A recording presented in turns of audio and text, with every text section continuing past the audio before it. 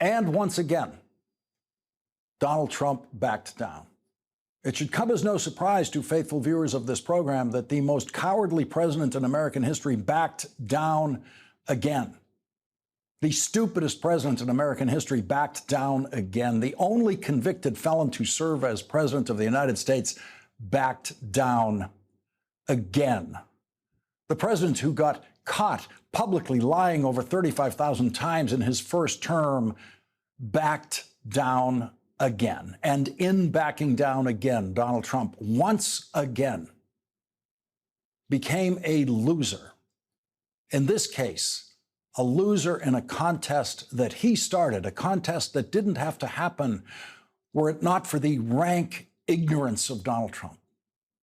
Donald Trump has already lost his trade war, and he is relentlessly stupid enough to continue to draw lines in the sand of his trade war that get blown away by his own foul, intemperate breath. And in Donald Trump's war against the greatest university in the world, Donald Trump is going to lose. The history of Donald Trump's war against Harvard will not be written during Donald Trump's presidency. And in Harvard's history, Donald Trump's war is a speck. Donald Trump's last year in the presidency will be Harvard's 393rd year. Donald Trump's presidency will be the equivalent of roughly 1% of the years Harvard University has already been with us as America's oldest university, founded in 1636, long before anyone ever dreamed of a country called the United States of America. Long after Donald Trump is gone, the world-class historians at Harvard University and elsewhere will be defining Donald Trump's presidency as the most corrupt American presidency in history. The Trump presidency will be recorded in history as a failure because nothing Donald Trump does in the presidency will live after him. The policies are all reversible and will be reversed, and many of them will be reversed in the courts during the Trump presidency. And then there are the Trump policies that are reversed by Donald Trump himself. Flip-flop used to be the worst thing a politician could be associated with in a headline other than a sex scandal or bribery. Then came Donald Trump, who flip-flops more than any politician in American history. No American politician has ever reversed himself more frequently than Donald Trump, or more quickly than Donald Trump, or more fully, predictably than Donald Trump. The weak-willed Donald Trump, the foolish Donald Trump. And Donald Trump's predictable reversing of himself has now created a new phrase with the acronym TACO, as in Trump always chickens out. And that's what the usually conservative British newspaper, the Financial Times, now says about Donald Trump. Trump always chickens out. The New York Times reports that the phrase is now sweeping through Wall Street. Trump always chickens out, quote, has been adopted by some to describe the pattern in which markets tumble after Mr. Trump makes tariff threats only to rebound just as sharply when he relents and gives countries more time to negotiate deals. The market dropped on Friday when Mr. Trump threatened to ratchet up tariffs to 50% on goods from the European Union, a move that could have done severe economic damage to Europe and the United States. But at the time, some analysts like Salomon Fiedler of Berenberg, a German bank, said it wouldn't last. Wild threats by Trump are not unusual, he wrote in a note that day. Given the damage the U.S. would do to itself with this tariff, he will probably not follow through. These retreats are so frequent that investors should rationally expect them. Paul Donovan of UBS Wealth Management wrote, echoing me, by the way, as stocks in Europe jumped Monday morning. And as U.S. markets, which were closed on Monday for Memorial Day, joined the rally on Tuesday, Chris Beauchamp of IG Group summed it up with, taco trade triumphs once again. So I guess one place I could be making more money is as a UBS wealth management analyst, because long before Paul Donovan of UBS wrote, "These retreats are so frequent, investors should rationally expect them," I said exactly that, essentially that, on this program weeks ago. I told Wall Street, where obviously no one was listening, that Donald Trump will not carry out any of his tariff threats from that point forward, and there is no reason to sell any stock when Donald Trump threatens a tariff, as he did last week, threatening a new 50% tariff on everything from Europe, a tariff that would be completely illegal and ruled illegal in federal courts. But the stock market panicked again about that 50% tariff on European goods, and then Donald Trump completely flip-flopped over the holiday weekend, seeing where the world markets were going over this. He reversed himself so he wouldn't have another stock market crash on his hands that he would be blamed for. And of course, the stock market came back up. Donald Trump is too stupid to stop threatening new tariffs, and he is too cowardly to actually carry out those threatened tariffs against a Wall Street reaction that would involve a crashing stock market. And so the American stock market should now build all of that into its reaction to Trump tariff threats.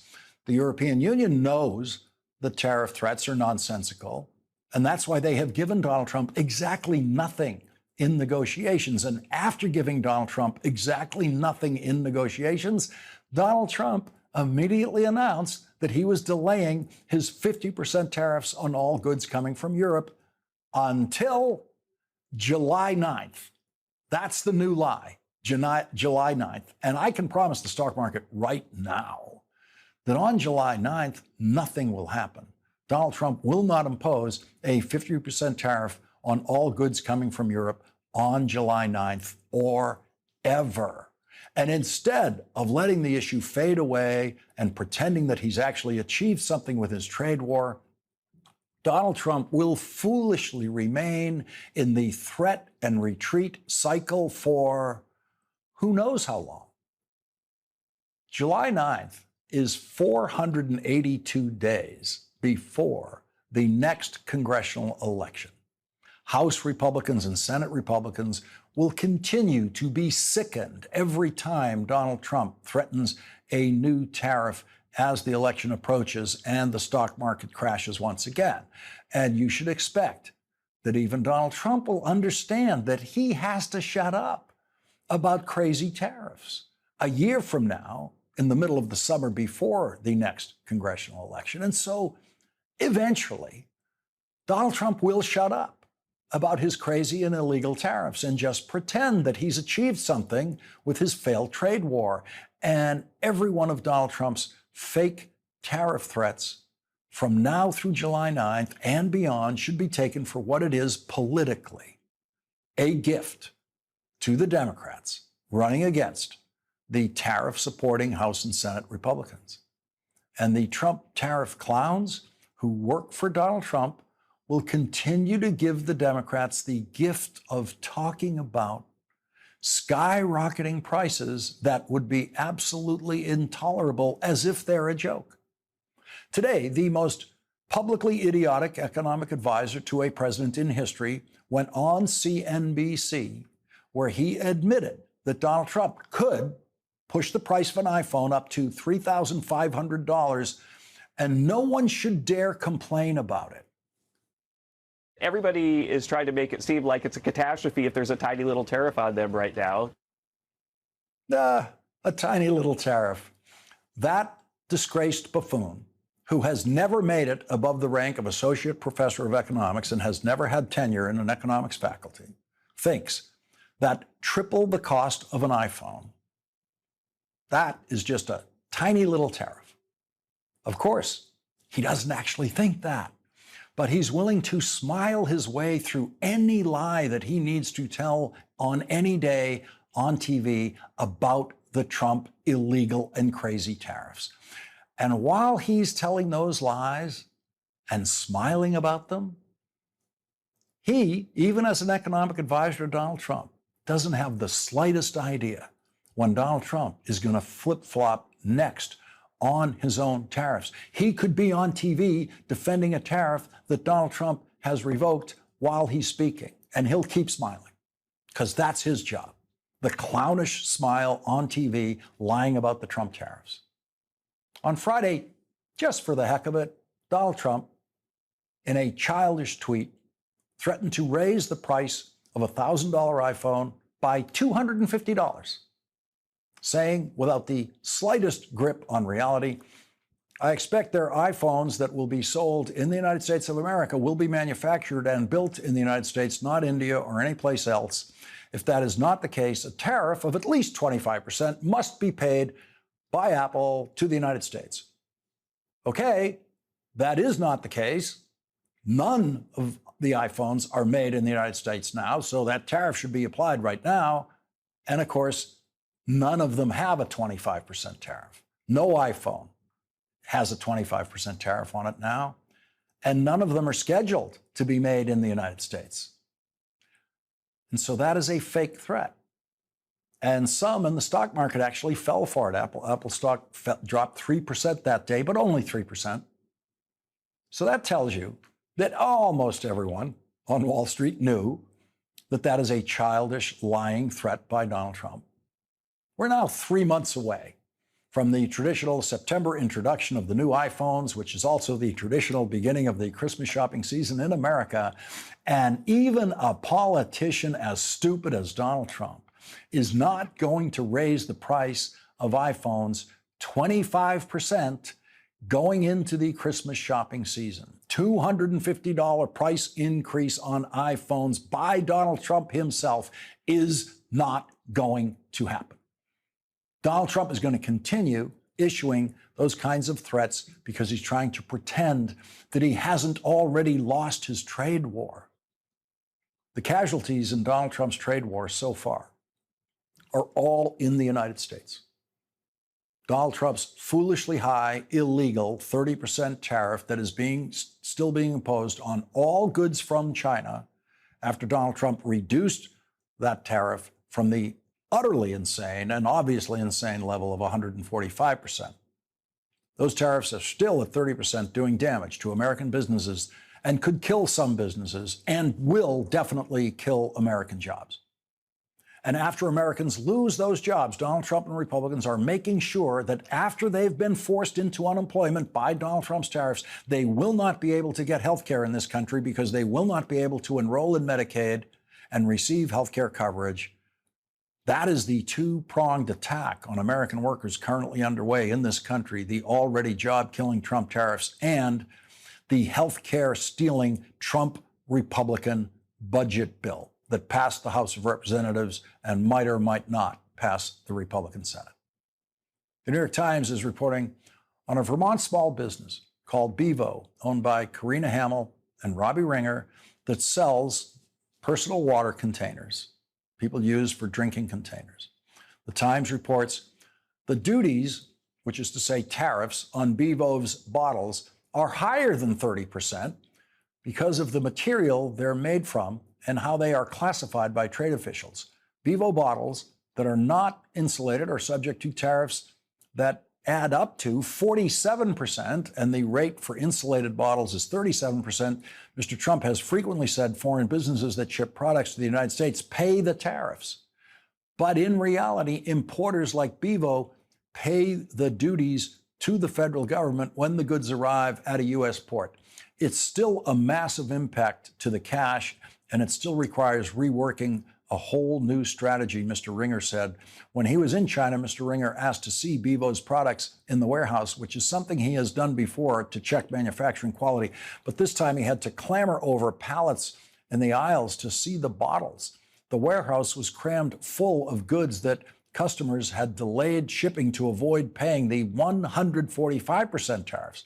On May 12th, when Mr. Trump reduced tariffs on China for 90 days, Ms. Hamel and Mr. Ringer concluded they could now afford to pay the tariffs on a small shipment, 7,624 of the 30,000 bottles they had promised to buy.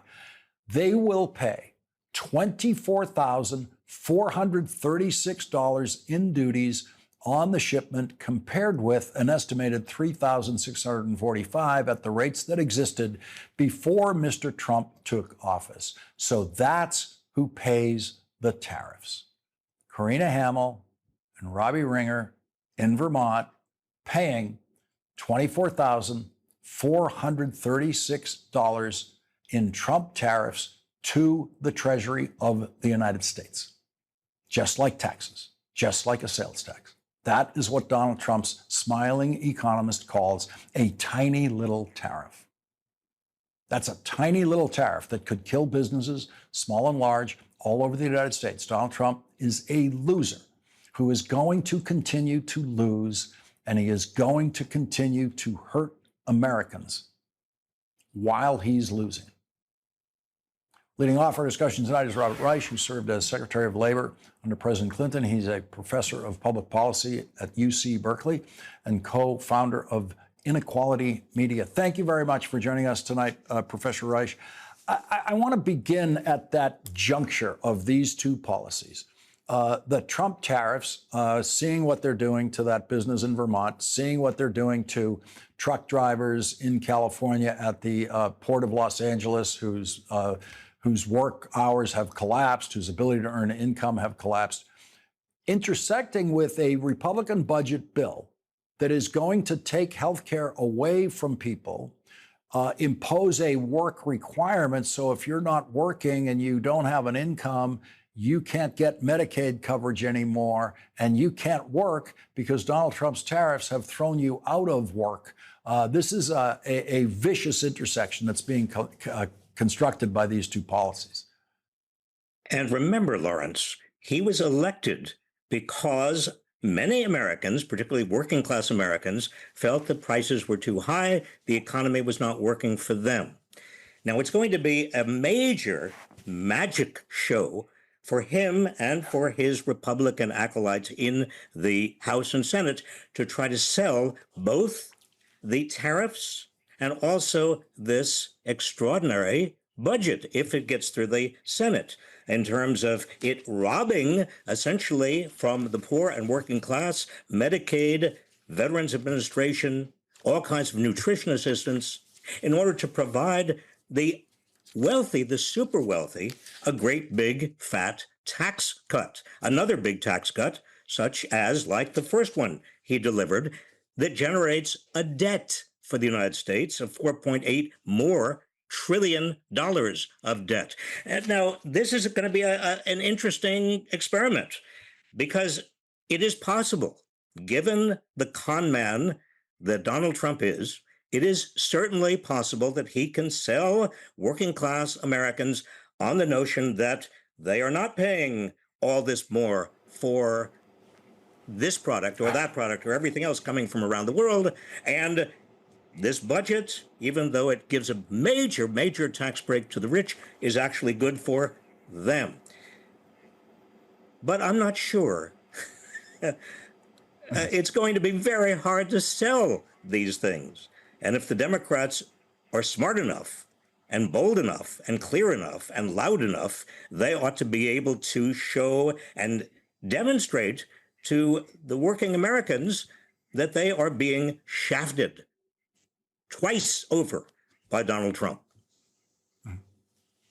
Robert Reich, thank you very much for starting off our coverage tonight. Thanks, Lawrence. Thank you.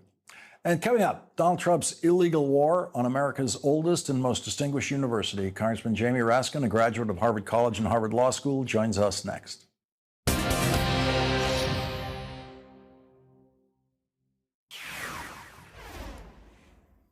No president in history has violated more contracts than Donald Trump. He already had that distinction before he became president of the United States. That's why Donald Trump was sued so often for violating contracts in business and refusing to pay creditors in violation of those contracts. Then this year, as president, Donald Trump decided to violate every trade agreement that the United States has in the world.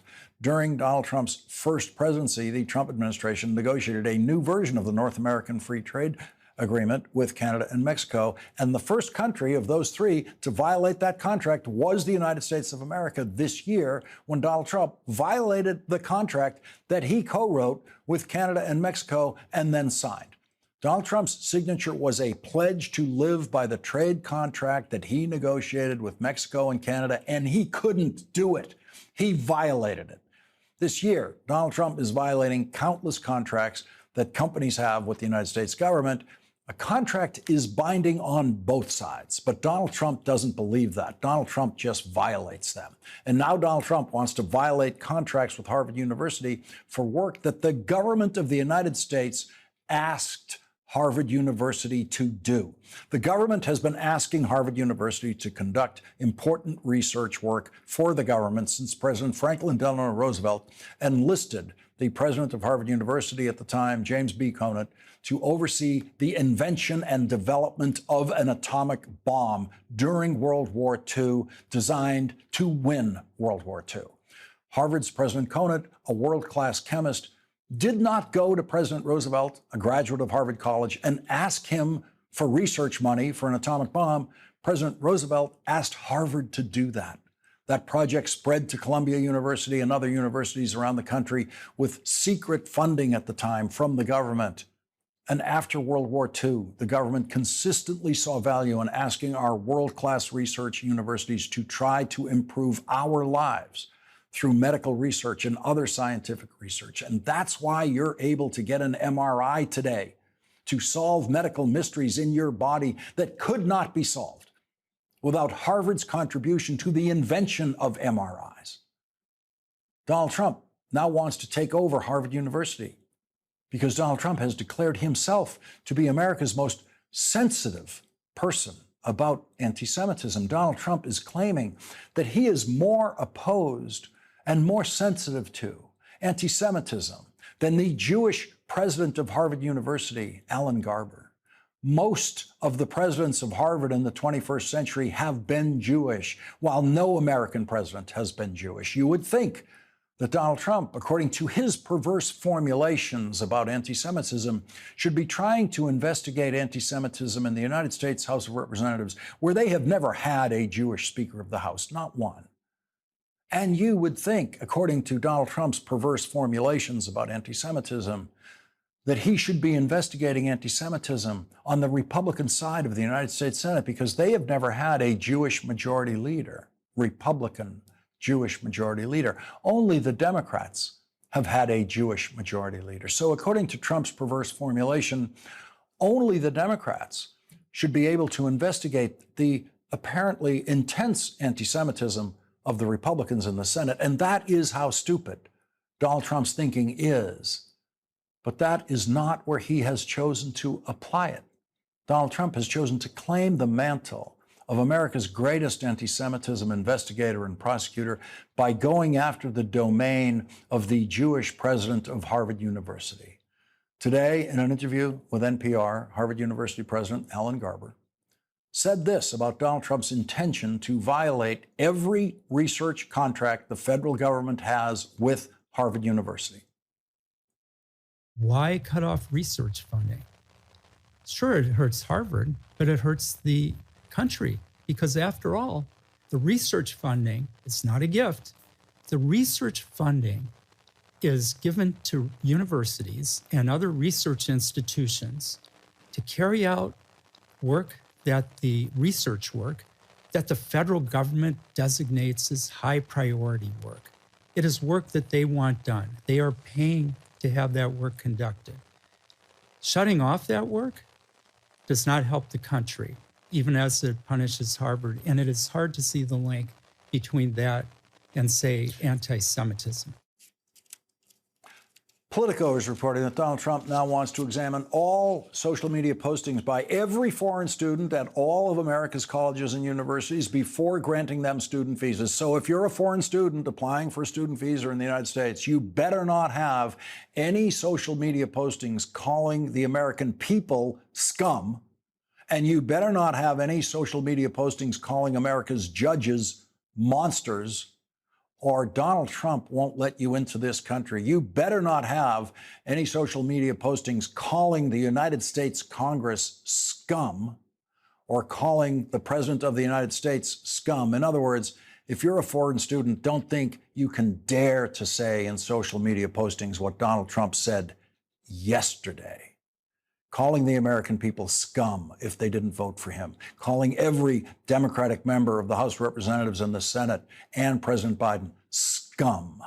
Donald Trump did that yesterday, calling federal judges monsters who are on the side of murderers. Donald Trump did that yesterday. The same federal judges who preside over the swearing-in ceremonies at our citizenship ceremonies and for new citizens in this country, Donald Trump called those judges monsters. If you're a foreign student and you call a judge appointed by Donald Trump a monster, you will never get into this country. If you are a foreign student and you call Donald Trump scum or Republican voters scum, you will never get into this country. If you're a foreign student, you are applying to a country where the president can call you scum, can call anyone scum, can call judges scum, can call judges monsters, and then claim moral superiority over the principled and scholarly and now heroic president of Harvard University, Alan Garber. Joining our discussion now is Democratic Congressman Jamie Raskin of Maryland. He's the ranking member of the House Judiciary Committee, and he's a graduate of Harvard College and Harvard Law School, an editor of the Harvard Law Review at the Harvard Law School. Congressman Raskin, from a constitutional standpoint, I know you're a constitutional law professor, what do you see in this attack on Harvard? And by the way, I invite you to take note of it from any perspective you bring to it. Well, it's pure speech retaliation. The president essentially tried to take over Harvard's curriculum, take over its hiring practices for faculty, and take over student admissions. And when that was too much for Harvard and President Garber said no, then they decided to unleash this second wave of sanctions against Harvard by trying to eliminate all of these contracts that the federal government had entered into with Harvard in order to get the value of those contracts. But all of it is speech discrimination and speech punishment. So it's just a naked assault on the First Amendment and on academic freedom, which is protected by the Constitution. As we go forward, Harvard's obviously litigating all of this. The federal government said that Harvard did not respond to its demands for information. Harvard said we did respond to their demands for information, and now they're asking for things that are far beyond the scope of what they should be allowed to ask for. What are you looking for in the way this will unfold in court? Well, the curious thing is that the administration is essentially accusing Harvard of things that could be very easily litigated and adjudicated through Title VI and the Department of Education's Office of Civil Rights, except that the Trump administration has been busily dismantling the Office of Civil Rights. They're trying to defund it, they're trying to disable it as much as possible, but then to usurp its functions for rhetorical purposes against this or that disfavored institution.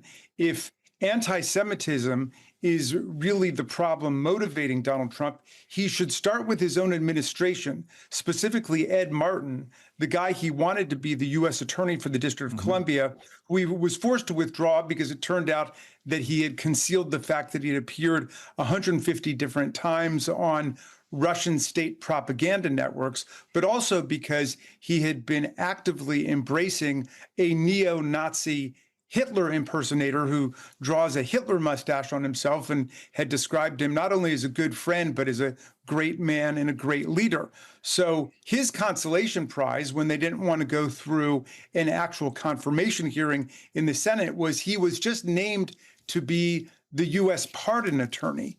And I think his first act of pardon came out over the weekend when they pardoned a sheriff in Virginia who was selling deputy sheriffships to a bunch of rich people who didn't want to be stopped by the police and wanted to be able to lord their deputy sheriff position over other people in the community. So we're going to have to keep very close track of what he's doing. But if Trump really cares about anti-Semitism, start by purging the anti-Semites and neo-Nazi embracers in your own administration. We're going to have to be very patient, I think, for that to happen. Congressman Jamie Raskin, thank you very much for joining us tonight. You bet. Thank you, Lawrence. Thank you. Coming up, Donald Trump says Vladimir Putin is, quote, playing with fire. In response, Vladimir Putin threatened World War III. That's next with Professor Timothy Snyder.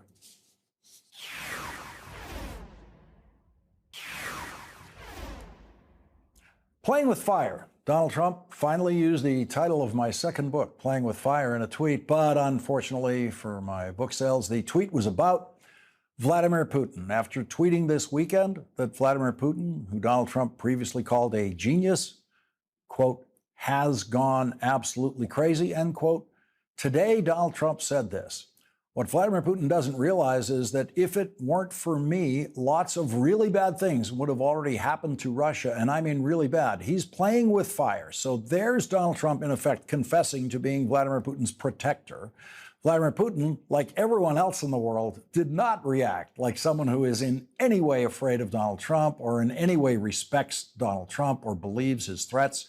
Vladimir Putin sent out a spokesperson to say, I only know of one really bad thing. World War III. I hope Trump understands this. So there's Vladimir Putin trumping the Trump claim that he's playing with fire by delivering a World War III threat directly to Donald Trump. Ukrainian President Volodymyr Zelensky said this yesterday: over 900 attack drones launched against Ukraine in just 3 days, along with ballistic and cruise missiles.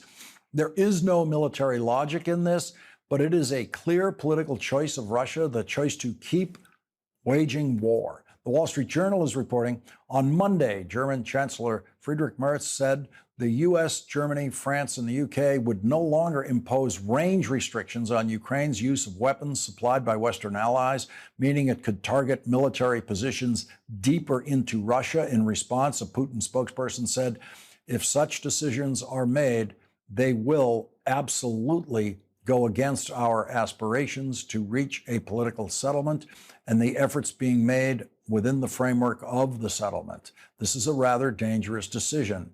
Joining us now is Timothy Snyder. He is the author of the New York Times bestsellers On Freedom and On Tyranny.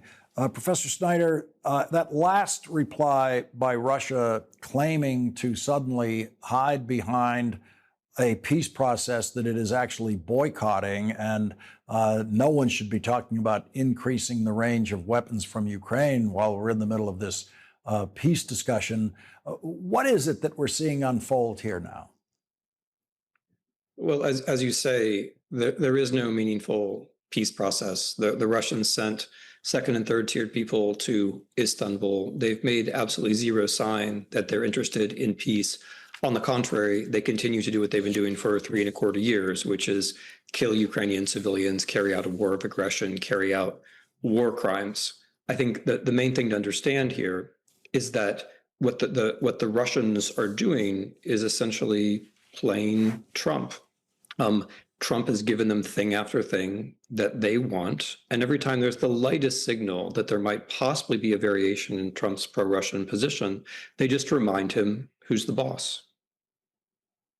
And how does Trump get the message that they're the boss? Just by Vladimir Putin defying him? Well, notice that Trump speaks directly to Putin, and Putin replies by way of a spokesperson, as though Trump doesn't even have the rank to speak directly to Putin. Notice that Trump, for months and months, has been behaving as though there's some kind of peace process, and the Russians not only disregard this, they escalate the war against civilians. And for those of us who are paying attention to Russian media, laugh at him daily about all of this. They think of Trump as their guy. When Trump tweets, or whatever it's called on his own social media thing, when Trump tweets that he's been Russia's protector thus far, he's basically confessing, as you say, he's saying, I am your guy. I've been protecting you thus far. And the Russians have zero reason to think that he'll ever do anything else. I mean, Trump, this administration talks a big, hard, tough game when it comes to like foreign graduate students, as you've been discussing, but they do not seem to have the gumption to rally the most basic policy towards Russia, which would be primary and secondary sanctions and weapons deliveries to Ukraine. It's as simple as that. If you want the war to end, you have to change the structures. What might happen as a result of this elimination of a range limit on the use of European weapons in Ukraine? I mean, it's just, so the strange thing about this war is that the aggressor, Russia, has been able to set a lot of the rules of engagement, which to my knowledge is unprecedented in the history of warfare. Just to be clear, there have never been any range limitations on Russian missiles. They've been attacking every square centimeter of Ukraine since the war started, from launch facilities and using aircraft launched from all over Russia. There's never been any limits on them. So why exactly were there supposed to be limits on Ukraine? It never really made any sense. So I don't expect any consequences of this, except that it puts the Ukrainians in a somewhat better position to defend themselves. Look, the Russians know this. They know they've put us in a position which is abnormal. They know that it's very weird that the Americans set these limitations on themselves, or that the Germans did. I think what we're seeing is a healthy sign. Professor Timothy Snyder, thank you very much for joining our discussions tonight. Thank you.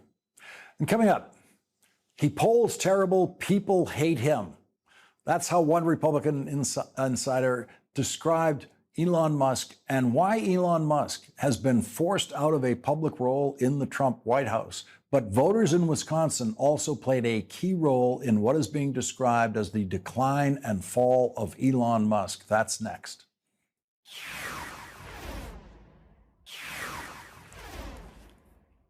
He's finished, done, gone. He polls terrible. People hate him. That is what Elon Musk's adventures in politics have cost him, according to a Republican operative speaking to Politico, giving them that quote in an article titled, "Why Has Elon Musk Disappeared from the Spotlight?" An answer to that question was sitting right in front of me today when stuck in traffic behind a Tesla wearing this sticker, Vintage Tesla Pre-Madness Edition. The owner of that car made Elon Musk rich enough to become the biggest political financial contributor in history after becoming the richest person in the world on Tesla sales. Elon Musk used the money that he made from America's environmentally conscious liberals to then try to destroy everything that those Tesla drivers support. Environmentally conscious liberals are now turning against Tesla. CNBC reports Tesla sales are down 49% in Europe in the month of April, even though electric car sales rose 34% in Europe at the same time.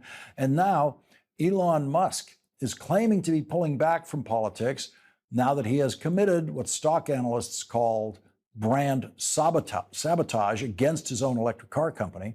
And the people who really drove Elon Musk into public political retreat are the voters of Wisconsin.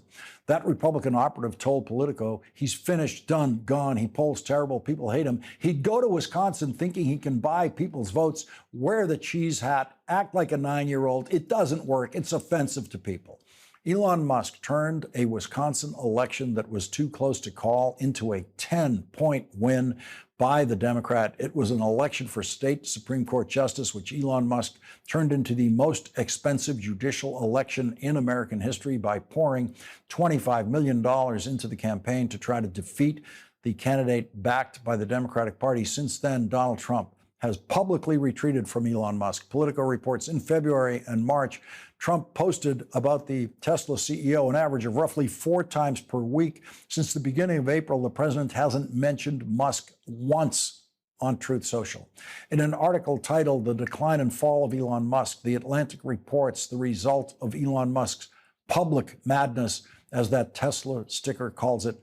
Musk's net worth fell, his companies tanked in value, and he became an object of frequent gossip and ridicule. No one in the Democratic Party did more to fuel the decline and fall of Elon Musk than our next guest, Wisconsin Democratic Party Chair Ben Wikler. He will join us after this break.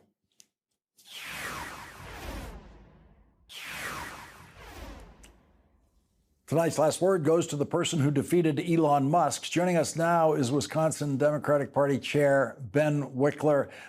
Ben, you're seeing the decline and fall of Elon Musk as they reported in The Atlantic. It all started with you in Wisconsin, with Wisconsin voters, and that judicial election.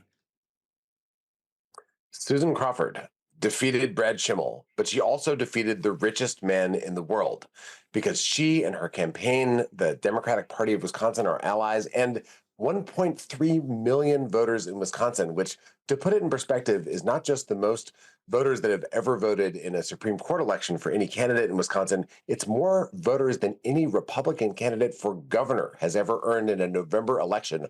All those voters turned out to defeat Brad Schimmel and Elon Musk and asterisk Donald Trump as well. And they sent an absolutely clear message, which is that you cannot buy American democracy, which was Elon Musk's entire goal. He was looming over the country. He was trying to not only buy the Supreme Court race, but to show every Republican candidate that they had to embrace everything Donald Trump stood for, or he would come and get them. But if they did everything Trump wanted, then he would bankroll their victory. He wanted to send that message. But instead, what he showed is that that way lies ruin and devastation. And the rest of the Republican Party had better learn that fast, or they're going to have the exact same outcome that Brad Schimmel has, whether or not Elon Musk is there in his cheese hat trying to spread million-dollar novelty checks and debase American democracy. Did you think Washington Republicans, on election night, the next day, when you saw that total and you saw a race that was too close to call became a runaway, partially because of Elon Musk, were you surprised that Washington Republicans turned their backs on Musk apparently as quickly as they did after that? Well, here's the thing that struck me. Elon Musk had been saying, starting in November after Trump's victory, that he would go after Republicans who didn't fall in line with Trump, that he would bankroll primary challengers against Democrats who got in Trump's way. He was Trump's enforcer. He was the muscle. His political money would sweep away any opposition. And Republicans were falling in line, even as Elon Musk did things that remain hideously unpopular, shutting down Social Security offices, shutting down cancer research, going after things that are supposed to be sacred in American politics. All these Republicans didn't make a peep, at least on the record. The second it became clear that Elon Musk had the Midas touch in the cautionary tale sense of destroying everything he touches and making it toxic and inedible, all the food that he wanted to eat, as soon as that became clear, I think a lot of Republicans realized that they needed to back away. And they're cracking up over this Medicare cut exactly in the way that Elon Musk and Donald Trump hoped they wouldn't. This is a triumph for democracy against oligarchy, and it's the beginning of the blue wave of 2026. According to these articles about Musk now, your message from Wisconsin was very clearly delivered and effective with Republicans in Washington. Ben Wickler, thank you very much for joining us tonight. Thanks so much for having me.